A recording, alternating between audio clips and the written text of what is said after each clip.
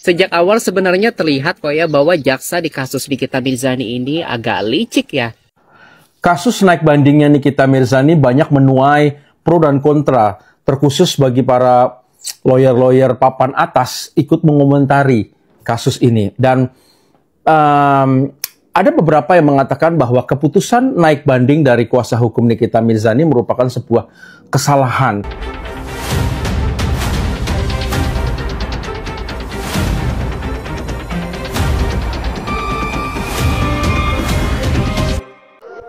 Jadi yang kami gugat itu adalah dana yang kami... Vonisnya sudah sah memeras, akibat perbuatannya uang 4 miliar berpindah dan itu akan kita minta balik. Kira-kira begitulah kata kuasa hukum Reza Gladys. Tapi kalau kita pakai logika hukum yang benar ya, sahabat channel, jadi pernyataan ini justru mengundang pertanyaan besar ya. Kenapa baru sekarang bicara perdata setelah pidananya sudah jalan? Jadi dalam hukum itu ada asas penting banget ya, yang disebut asas ultimum remedium. Artinya hukum pidana adalah jalan terakhir ya, bukan jalan yang pertama. Kalau sejak awal pihak Reza Gladys sadar bahwa sengketa mereka ini berkisar pada uang 4 miliar ya, dan dugaan pemaksaan transaksi.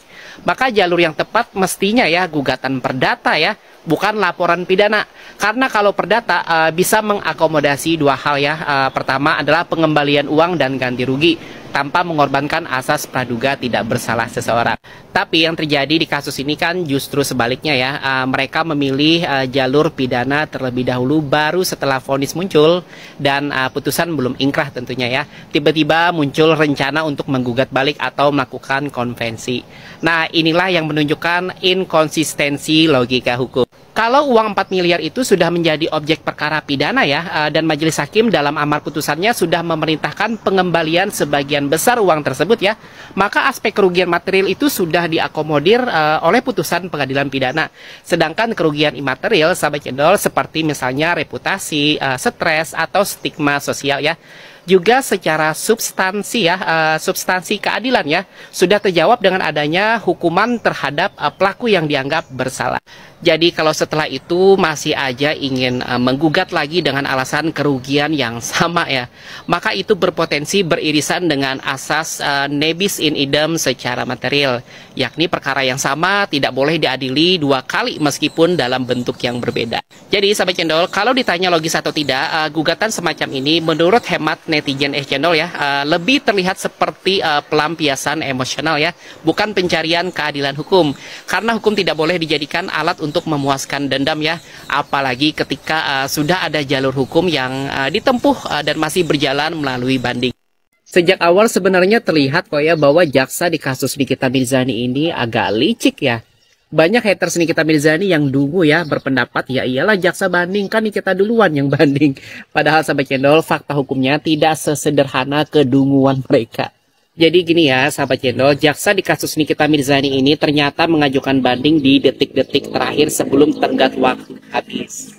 Menariknya lagi, mereka nggak cuma banding untuk Nikita Mirzani, tapi juga untuk Ismail Marzuki.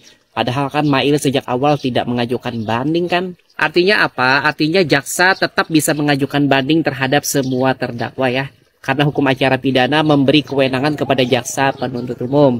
Dan ini membuktikan bahwa anggapan jaksa banding karena Nikita banding itu salah besar. Tapi untung banget ya pengacara Mail dan Nikita Mirzani sigap dan responsif ya. Langsung mengajukan banding juga di hari yang sama setelah tahu jaksa ikut banding terhadap Mail.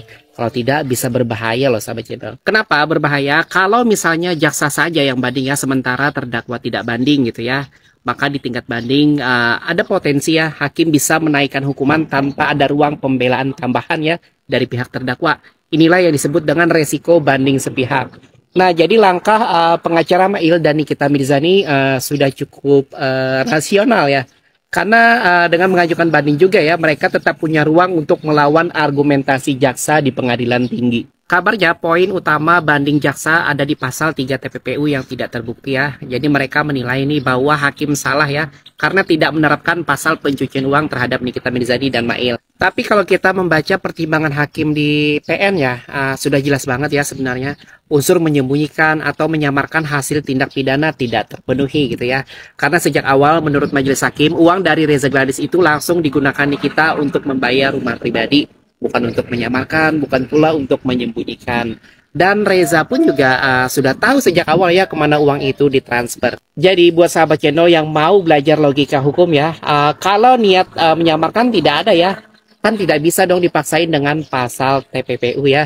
Makanya sebelum kita ikut-ikutan nyinyir di kolom komentar ya, belajarlah sedikit tentang asas hukum pidana. Tidak semua banding itu kalah ya, kadang banding itu langkah bertahan ya, agar keadilan tetap punya ruang bernafas.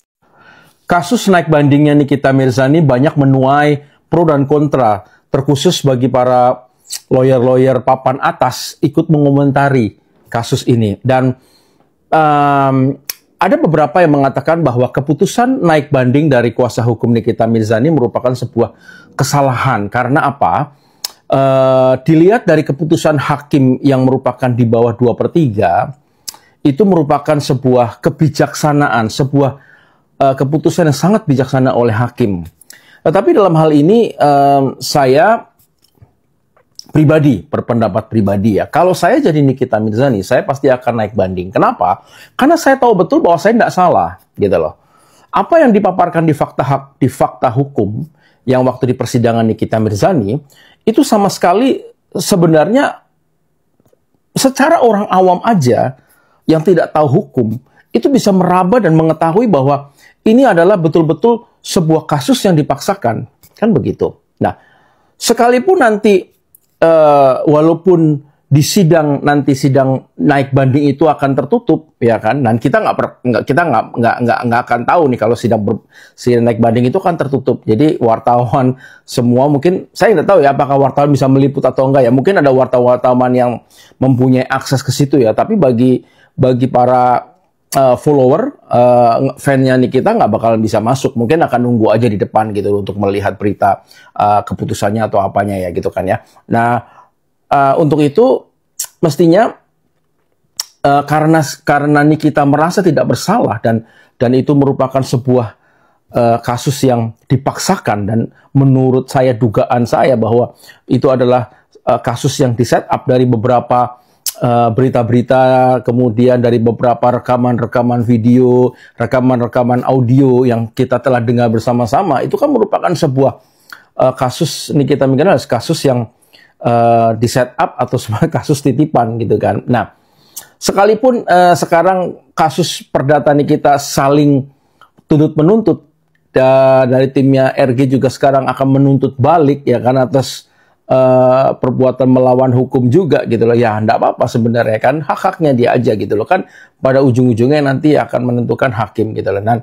Dan untuk kasus banding ini tentunya kita berharap bahwa apa yang akan disampaikan, apa strategi apa dari kuasa hukum, dan saya percaya kuasa hukum Nikita Mirzani sudah mempunyai strategi-strategi yang jitu gitu loh kan, strategi yang bisa memenangkan, bisa memberikan dampak yang baik untuk keputusan hakim dan mempengaruhi keputusan hakim itu sendiri, supaya hakim di naik banding ini yang tentunya hakimnya akan berbeda, tidak sama dengan hakim yang sebelumnya, dan tentunya dengan hakim yang baru ini mungkin punya persepsi yang berbeda, mempunyai logika hukum yang berbeda gitu kan. Berharapnya sih Nikita bebas ya, Nikita bebas gitu, Nikita bebas, dan kemudian ketika nanti bebas pun ya kita akan bisa melihat bahwa kasus Nikita ini menjadi sebuah kasus yang sangat trending dan merupakan kasus yang menjadikan kita juga banyak belajar ya atas kasus-kasus Nikita ini, di kasus Nikita ini. Oke guys, demikian, tetap semangat dan selalu berpikiran cerdas. Thank you.